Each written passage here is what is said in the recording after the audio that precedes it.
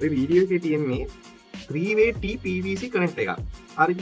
දැන් ඔයගේ කනෙක්ටර්ස් සාමාන්‍යයෙන් අපිට ගන්න ගියොත් මේ වෙළඳපොලේ අපිට හොයාගන්න විදියක් නැහැ. සාමාන්‍යයෙන් අපිට මේ මොකක්ද උතන අඟලේ බට තුනක් කනෙක්ට් කරන්න තමයි ඔයක මේ හදලා තියෙන්නේ. හරිද? ස්ට්‍රක්චර් එකක් වල තමයි ඔක හදලා තියෙන්නේ. ඔයගේකදී ලංකාවෙන් අපිට පුළුවන් සාමාන්‍ය හොයාගන්න normal T joint එක හොයාගන්න පුළුවන්. හැබැයි මේ වගේ bend wedge joint එකක් හොයාගන්න ටිකක් අමාරුයි.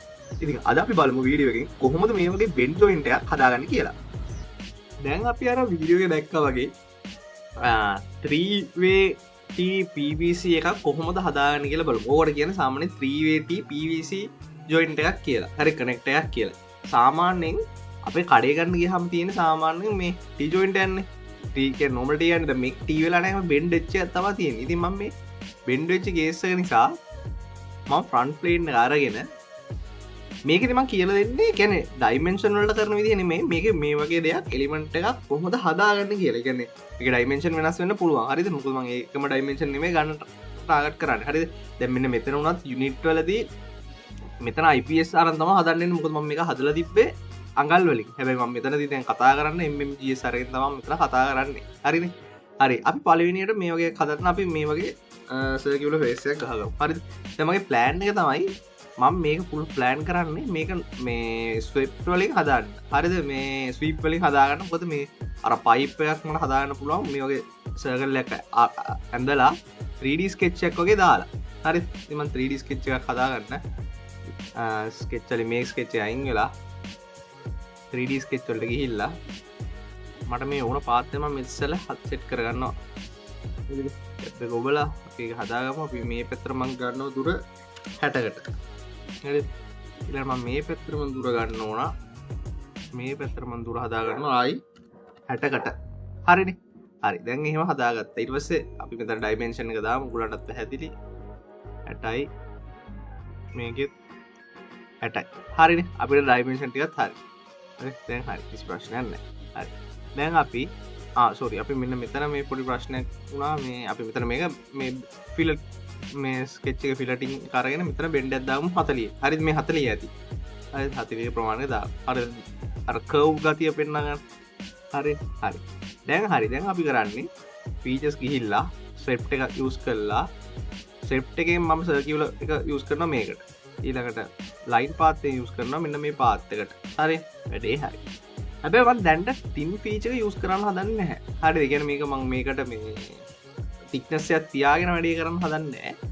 ඒකට පොඩි හේතුව තමයි දැන් මේක thickness එක තියාගෙන හැදුවොත් මේක තනිකරම මේක මෙතන ඉඳන් මෙතනටම thickness එක හැදෙනවනේ. මට දැන් එහෙම හදාගන්න ඕනේ නැහැ. මොකද අපි මේකට join කරන pipe එකේ අර ඉස්සරහම කොටස හරි මේ කෙලින්නේ දෙන්නේ. එතකොට මට ඕන මේකට ගානට ෆික්ස් වෙන්න තමයි හදාගන්න. ඒක නිසා මම දැන්ට ඕක කොහොම හදාගන්නවා. හරිනේ? හරි. ඊළඟට මම උඩ කෑල්ල හදාගන්න මම රෙෆරන්ස් ප්ලේන් එකක් ගන්නවා.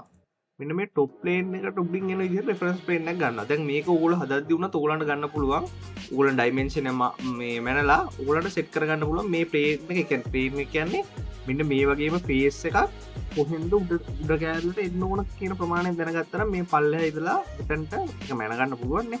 අපිට ඕඩිය ගැලිපර් එකක් තියලා ඒ ගන්නට තියලා අපි ඒක සෙට් කරගන්න.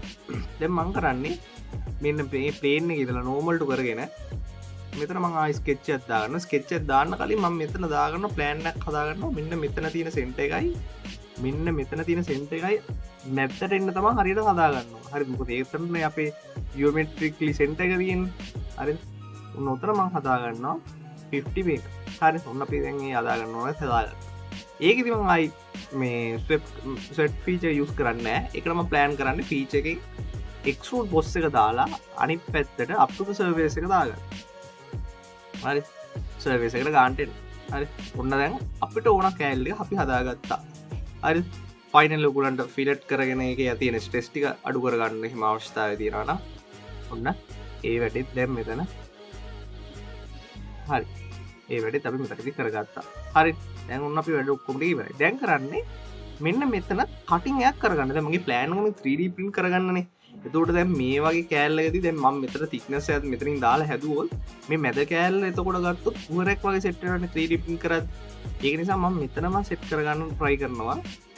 අපිට ඕන ස්කෙච් එක කියන්නේ අපි thickness එක සෙට් වෙච්ච 50ක වික්නස් යන්න තියෙන්නේ 50ක නැතුව දැන් මෙතන මම හදාගන්න ඔයගොල්ලෝ එක මෙෂර්මන්ට් ඔයගොල්ලෝ හදාගන්න මම මෙතනට 40ක් වගේ දාගන්නවා හරිද මෙතන මම 40කට වගේ අපි 45කට ගමු කොහොමද හරි 45කට වගේ දානවා හරිද ඊට මම මෙෂර්මන්ට් වලින් හදාගන්නවා මේකේ කට්ටයක් දානවා යටට ඒක මම කට්ටයක් දානවා මේක යම් තා දුරට ඒ කියන්නේ හරියටම එක අපි දැනගන්න ඕන බටේ අපි කොච්චරක්තර ඇතුළට බහිනවද කියලා එහෙන තද වෙන්න අපිට ඊට පස්සේ පුළුවන් මෙතන මේ මේක සෙට් වෙන විදිහට සෙට් කරගන්න අපි ඒක දාමු අපි හිතමු දැන්ට අපි 25ක් කියලා ගමු 25කටම හදමු හරි ඔන්න 25කට හදුවා දැන් අපිට පේනවා මෙතනින් බටයක් දැම්මු මේ බටේ මෙතන ෆේස් එකට ගානට ෆික්ස් වෙනවා හරිද හරි එතකොට හෙලවෙනවා බොහොම අඩුයි දැන් බලන්න ගානට ටක් ගාලා මෙතන ෆික්ස් වෙන තමයි හදාගන්න දැන් අපි මේ පැත්තට ගත්තොත් මේ පැත්ත මම ස්කෙච් එකක් දානවා මේ 45 එන්න